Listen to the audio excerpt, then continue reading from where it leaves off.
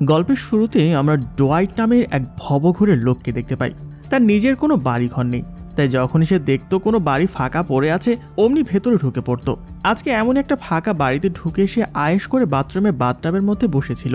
ঠিক তখনই হুট করে সে দরজা খোলার আওয়াজ পায় আর বুঝতে পারে বাড়ির মালিক ফিরে এসেছে। তাই সে আর দেরি না করে জানালা দিয়ে লাফিয়ে ওখান থেকে পালিয়ে যায়। এইভাবেই তার দিন কাটছিল, এখানে ওখানে ঘুরে বেড়ানো আর কোনো মতে টিকে থাকা লড়াই। কিছুক্ষণ বাদে সে রাস্তায় একটা ভাঙাচোরা গাড়ি দেখতে পায়। গাড়িটা দেখে মনে হচ্ছিল কেউ ওটাকে আবর্জনা ভেবে ওখানে ফেলে গেছে, কিন্তু ডুয়াইট তো তাতেই মহাখুশি। যাক, শেষমেশ থাকার মতো একটা জায়গা পাওয়া গেল। এরপর সন্ধ্যা হতেই সে বের হয় খাবারের খোঁজে। বড় বড় ডাস্টবিন খেটে মানুষের ফেলে দেওয়া বেঁচে যাওয়া খাবার করে ক্ষুধা মেটায়। তারপর আবার নিজের ওই গাড়িতে ফিরে এসে টুকটাক বইপত্র পড়ে ঘুমিয়ে পড়ে।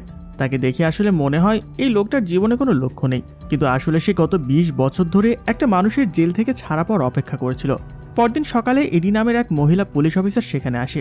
এডি আগে থেকে ডুয়াইটকে চিনত।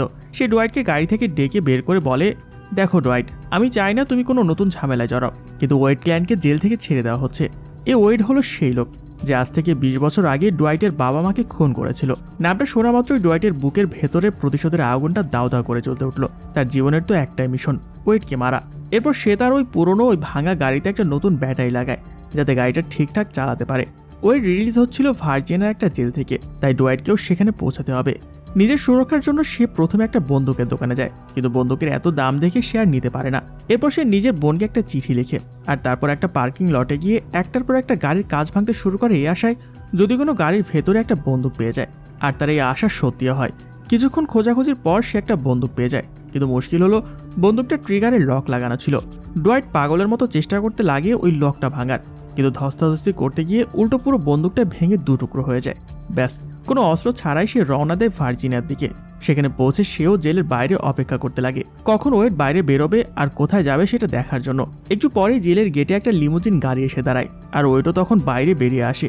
ওয়েডের পরিবার তাকে দেখে তো আনন্দে আত্মহারা, সবাই গিয়ে তাকে জড়িয়ে ধরে। এদিকে দূর থেকে এই দৃশ্য দেখে ডুয়াইটের প্রচণ্ড খারাপ লাগছিল।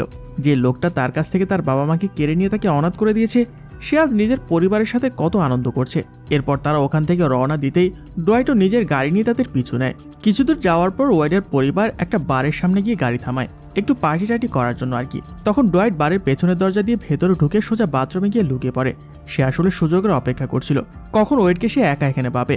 এর কিছুক্ষণ পরে ওয়েড যেই না একা বাথরুমে ঢুকে ডুয়াইট আড়াল থেকে ঝাঁপিয়ে পড়ে আর প্রথমে তার গলায় কোপ বসায়, কিন্তু ওয়েডকে সে কাবু করতে পারে না। উল্টো সে ডুয়াইটকে একটার পর একটা আঘাত করতে লাগে। তবে ডুয়াইটও তো হাল ছাড়ার বান্দা নয়, 20 বছর ধরে সে অপেক্ষা করছে। তাই এবার সে সোজা ওয়েডের কপালে ছুরি বসিয়ে দেয় আর ওয়েডও মাটিতে লুটিয়ে পড়ে। তখন ওয়েডের গঙ্গানি দেখে ডুয়াইট নিশ্চিত হয়ে যায় যে এ আর বাঁচবে না, তাই সেও আর এক মুহূর্ত সময় নষ্ট না করে দ্রুত ওখান থেকে বেরিয়ে পড়ে। এদিকে বারের ভেতরে ওয়েডের বাড়ির লোকদের সন্দেহ হতে শুরু করেছে, কি ব্যাপার, এতক্ষণ ধরে সে বাথরুমে কি করছে। তাই তারা সবাই বাথরুমের দিকে এগোতে লাগে। অন্যদিকে ডুয়াইট বাইরে বেরিয়েই সবার আগে ওয়েডের গাড়ির টায়ার লিক করে দেয় যাতে কেউ তার পিছু না করতে পারে। তারপর নিজের গাড়িতে গিয়ে বসে, কিন্তু হঠাৎ সে খেয়াল করে ধস্তাধস্তির সময় তার নিজের হাতে একটা মারাত্মক গভীর ক্ষত তৈরি হয়েছে এবং সেখান থেকে গল গল করে রক্ত বেরোচ্ছে।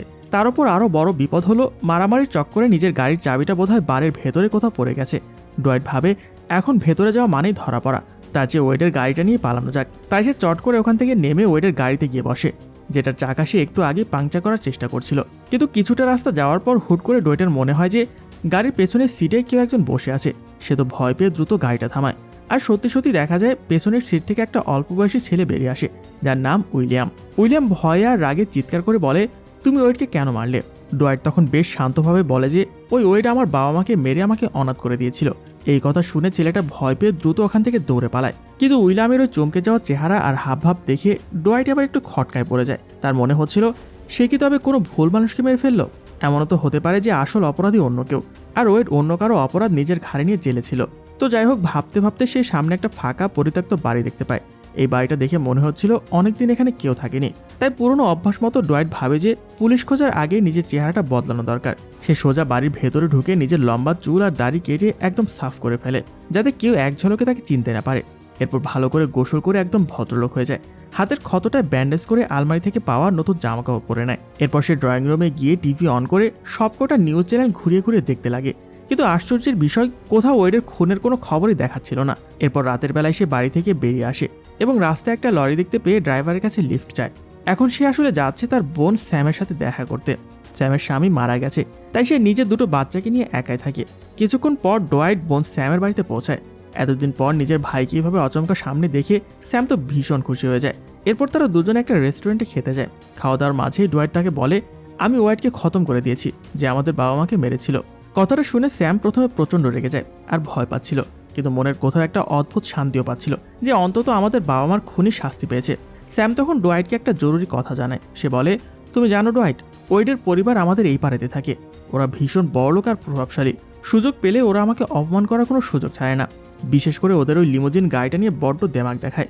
স্যামের মুখে এই কথা শোনার পর ডোয়াইট অনেক চিন্তায় পড়ে যায়। সে বুঝতে পারে যে ক্লিল্যান্ড পরিবার আসলে যেমন তেমন লোক নয়, মারাত্মক প্রভাবশালী আর খতরনাক। আর সে যেহেতু ওই পরিবারের ছেলে মানে ওয়াইটকে মেরে ফেলেছে, ওরা তো আর হাত গুটিয়ে বসে থাকবে না। খুব শীঘ্রই ওরা খোঁজাখুঁজি করতে করতে ঠিক এখানে চলে আসবে। ঠিক তখনই ডোয়াইটের হঠাৎ মনে পড়ে যায় যে আরে, আমরা দুজনে তো বাইরে বসে গল্প করছি, তাহলে বাড়িতে বাচ্চাদের আগলে রাখছে কে? এই কথা মাথায় আসতে দুজনে খাওয়া ফেলে দ্রুত বাড়ির দিকে পৌঁছায়। বাড়িতে ঢুকেই স্যাম সবার আগে বাচ্চাদের ঘরে যায়। তবে বাচ্চারা তখন একদম সুরক্ষিত অবস্থায় ছিল, কিন্তু স্যামের মনের ভেতরে ভয়টা এবার প্রচণ্ড রাগে বদলে যায়। সে হন্তদন্ত হয়ে বাইরে এসে ডোয়াইটের গালে কষে একটা থাপ্পড় মারে আর চিৎকার করে বলে, সবকিছু কত সৌন্দর্য ছিল রে ভাই, তুই কেন আবার আমাদের এই সাজানো পরিবারকে টেনে এনে এই নরকে ফেললি? আমি এখন কি করব? আমার মাথায় কিছু কাজ করছে না। ডোয়াইট বোনকে শান্ত করার চেষ্টা করে বলে, টেনশন করো না, আমি সবকিছু সামলে নেব, কিন্তু তার আগে তোমাদেরকে এই জায়গা ছাড়তে হবে। সে স্যামকে তাড়াতাড়ি গোছগাছ করে বাচ্চাদের নিয়ে পিটার্সবার্গে চলে যেতে বলে। আর যতদিন না আমি এই আপদ একেবারে বিদায় করছি, তোমরা ভুলেও এ মুখে হবে না। স্যামও তখন বুঝতে পারে যে এই মুহূর্তে বাচ্চাদের জীবনের সুরক্ষায় সবচেয়ে বড়, তাই সে আর কথা না বাড়িয়ে তড়িঘড়ি করে ব্যাগ গুছিয়ে বাচ্চাদের নিয়ে ওখান থেকে বেরিয়ে যায়। আর ডোয়াইটের শুনশান বাড়িতে একাই থেকে যায়। এবার ডোয়াইটের প্রধান কাজ হলো এটা নিশ্চিত করা যে তার বোনের পিছু যেন কেউ না নিতে পারে। সে প্রথমে পুরো বাড়িটা ঘুরে ঘুরে দেখে, তারপর ভাবে যদি ওয়াইডের বাড়ির লোকেরা হামলা করতে আসে তাহলে সে নিজেকে কিভাবে বাঁচাবে। কিন্তু কপাল খারাপ, গোটা বাড়িতে কোনো অস্ত্র নেই, এমনকি তার বোন বোধহয় কিচেনের ছুরিগুলো পর্যন্ত সাথে করে নিয়ে গেছে। শেষে ঘরে পড়ে থাকা টুকিটাকি জিনিসপত্র দিয়েই ডোয়াইট কিছু একটা বানিয়ে মনের সাহস এনে অপেক্ষা করতে লাগে। রাত বাড়তেই হুট করে বাইরে একটা গাড়ির আওয়াজ পাওয়া যায়। ডোয়াইট তখন জানালার দিকে ছুটে যায়। বাইরে তাকিয়ে এসে দেখতে পায় ওয়াইডের দুই ভাই টেডি আর কার্ল এসেছে। আর সবচেয়ে বড় কথা, ওরা এসেছে ডোয়াইটের সে পুরনো গাড়ি করেই। ডোয়াইট এক পলকে বোঝা যায় যে এই মাঝরাতে হাতে অস্ত্র নিয়ে ওরা ডোয়াইটের পুজো করতে আসবে না, ওকে মারতে এখানে এসেছে। সে বুদ্ধি করে ওপরে চলে যায় আর বাথরুমের আলোটা জ্বালিয়ে দিয়ে ট্যাপ খুলে দেয়। তার প্ল্যানটা ছিল আলো আর জলের আওয়াজ পেয়ে ওরা ভাববে ডোয়াইট ওপরে আছে, তাই নিচে খোঁজাখুঁজি না করে সোজা ওপরে চলে যাবে। এরপর লাইট জ্বেলে ডোয়াইট আবার জানালা দিয়ে উঁকি মেরে দেখতে পায় দুই ভাই দুই দিকে আসছে, একজন সদর দরজা দিয়ে ঢুকে আর অন্যজন পেছন দিয়ে। ডোয়াইট আর ওপরে না থেকে চুপি চুপি নিচে নেমে এসে একটা সোফার নিচে লুকিয়ে থাকে। দুই ভাই পা টিপে টিপে ঘরের ভেতরে ঢুকে আর সিঁড়ি বেয়ে আস্তে আস্তে ওপরে উঠতে লাগে। ডোয়াইটের কাছে এটাই ছিল পালানোর সুবর্ণ সুযোগ। সে সোফার নিচ থেকে বেরিয়ে যেই না সদর দরজা দিয়ে বাইরে পা বাড়ায়, অমনি কালের চোখে পড়ে যায়। কালের হাতে ছিল শিকার করার মারাত্মক তীরধনুক। সেই ডোয়াইটকে দেখা মাত্রই একের পর এক তীর ছুটতে লাগে। ডোয়াইট কোনো মতে তীরের চোট বাজিয়ে দৌড়ে নিজের গাড়িতে গিয়ে বসে আর ঝড়ের গতিতে গাড়ি স্টার্ট দেয়। কিন্তু এই হুড়াহুড়ির চক্করে গাড়ির সামনে এসে পড়া টেডিকে সে সজোরে ধাক্কা মেরে বসে। টেডি ছিটকে মাটিতে পড়ে যায়। ডোয়াইট গাড়ি থামিয়ে নেমে এসে টেডিকে কলার ঝাঁকিয়ে বলে, জলদি বল, তোরা কার খোঁজে এসেছিস, আমার নাকি আমার বোনের?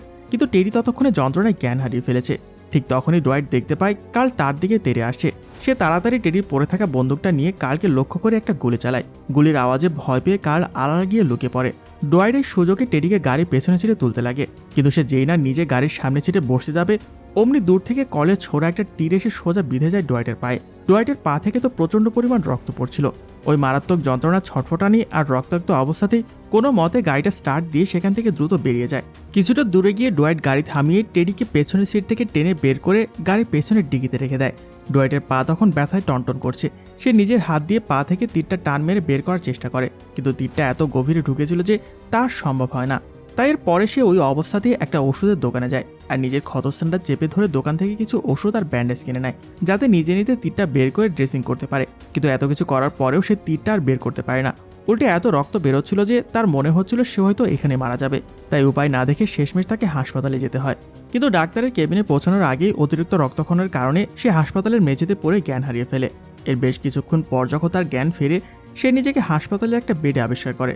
ডাক্তাররা তার পা থেকে তীরটা বের করে সুন্দর করে সেলাই করে দিয়েছে। ডোয়াইটের পা তখনও পুরোপুরি ঠিক হয়নি, কিন্তু হাসপাতালে বেশি সময় কাটানো মানেই পুলিশের চোখে পড়ে যাওয়া, এটা সে ভালো করে জানতো। তাই সে ওই পা নিয়ে হাসপাতাল থেকে বেরিয়ে নিজের গাড়ির কাছে চলে আসে। গাড়ির পেছনে গিয়ে সে ডিকির ওপরে আলতো করে দুটো টোকা মারে। টোকা মারতে ভেতর থেকে টেডি চেঁচিয়ে ওঠে, তার মানে সে এখনো বেঁচে আছে। এরপর সে দ্রুত নিজের হাসপাতালের পোশাকটা বদলে নেয়। এখন পর্যন্ত সবকিছু ডোয়াইটের প্ল্যান মাফিকই এগোচ্ছিল। এরপর ডোয়াইট আবারও চলে যায় তার বোন স্যামের ওই খালি বাড়িতে।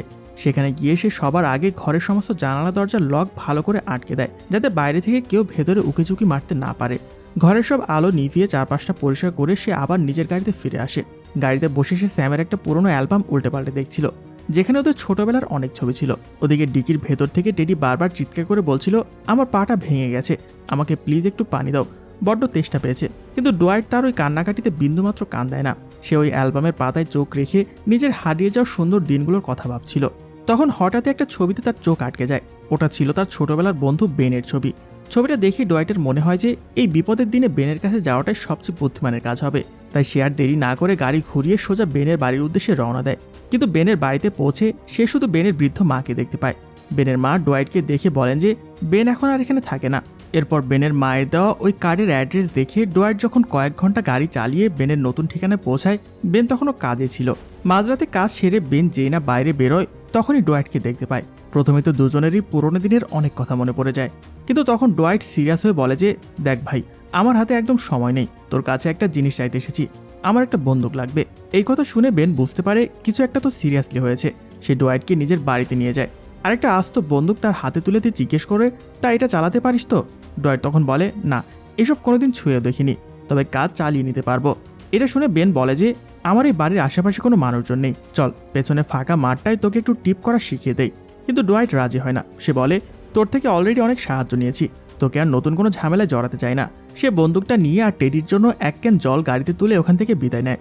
এরপর গাড়ির পেছনের ডিকিটা খোলার সাথে সাথে তো তেষ্টায় ছটফট করতে করতে টেডি বাইরে বেরিয়ে এসে দেখে ডোয়াইট হাতে বন্দুক নিয়ে দাঁড়িয়ে আছে। ডোয়াইট তাকে পানি দেওয়া মাত্রই সে পাগলের মতো পানি খেতে শুরু করে।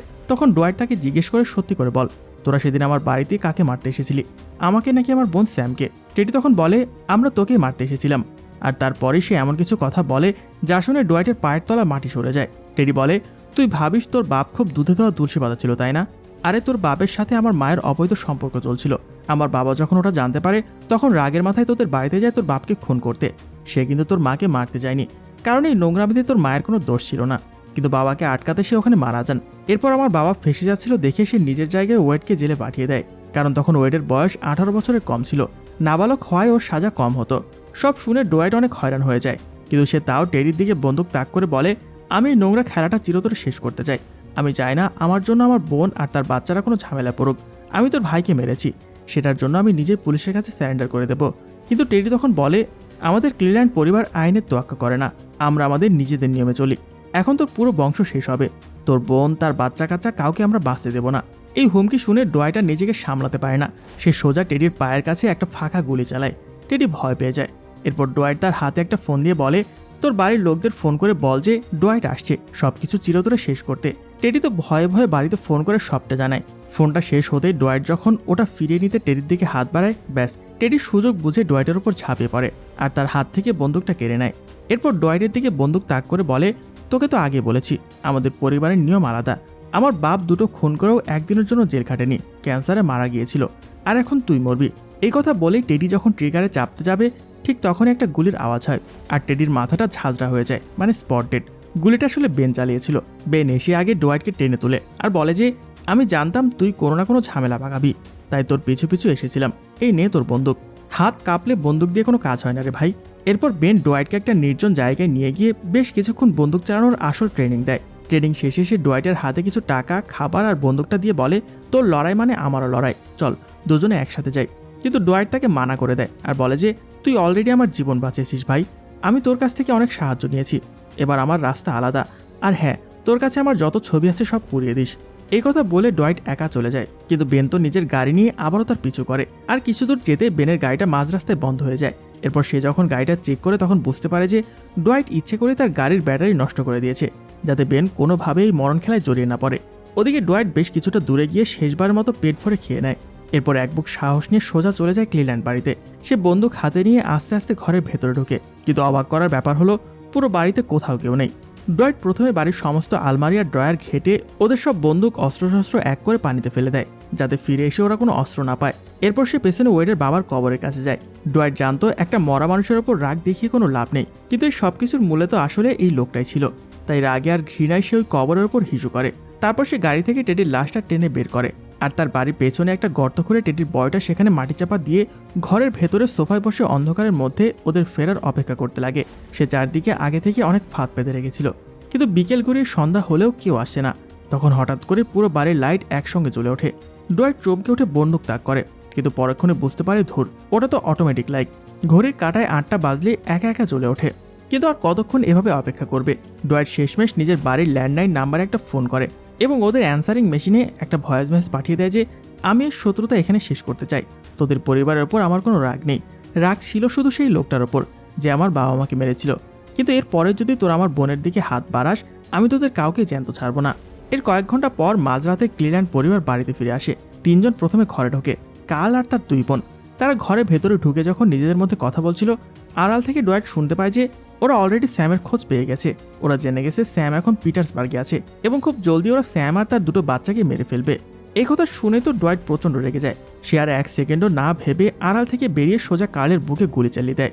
এবার বাকি আছে শুধু কালের 2 বোন। ডোয়াইট ওদের দিকে বন্দুক তাক করে বলে, তোমার পুরো পরিবার শেষ করার কোনো শখ নেই আমার ঝামেলা শুধু তোমার বাবার সাথে ছিল, কিন্তু আমার বোনের পেছনে লেগে তোমার জীবনের সবচেয়ে বড় ভুলটা করেছো। ঠিক তখনই পেছন থেকে অচমকা একটা গুলি এসে লাগে ডোয়াইটের পিঠে, আর গুলিটা করেছে উইলিয়াম। গুলি লাগলেও ডোয়াইট কিন্তু তখনও মরেনি।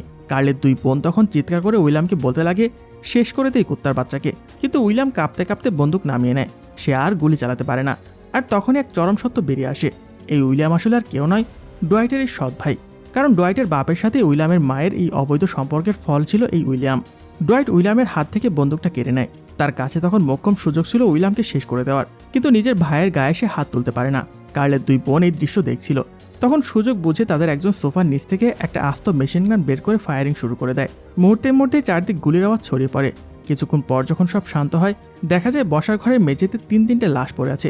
কার্ল আর তার 2 বোন লোভ আর প্রতিশোধের আগুনে পুড়ে নিজেরাই শেষ হয়ে গিয়েছে। শুধু ডোয়াইটের সৎ ভাই উইলিয়াম সেখানে অলৌকিকভাবে বেঁচে থাকে। আর ডোয়াইট নিজের শেষ রক্তবিন্দু দিয়ে তার বোনের ওপর আসা সমস্ত বিপদের মেঘ চিরতরে কাটিয়ে দেয়। এর কিছুদিন পরে দেখা যায় পিটার্সবার্গে স্যামের বাড়ির দরজায় সকালের খবরের কাগজ এসেছে। ক্লিল্যান্ড পরিবারের সবাই এক রহস্যময় গ্যাংওয়ারে মারা গেছে। মানে ডোয়াইট শুধু তাদের বাবা মার খুনের বদলায় নেয়নি, নিজের জীবন দিয়ে তার বোন আর ভাগ্নে ভাগ্নিদেরও চিরকালের জন্য এক নিরাপদ আর শান্তিময় ভবিষ্যৎ উপহার দিয়ে গিয়েছে।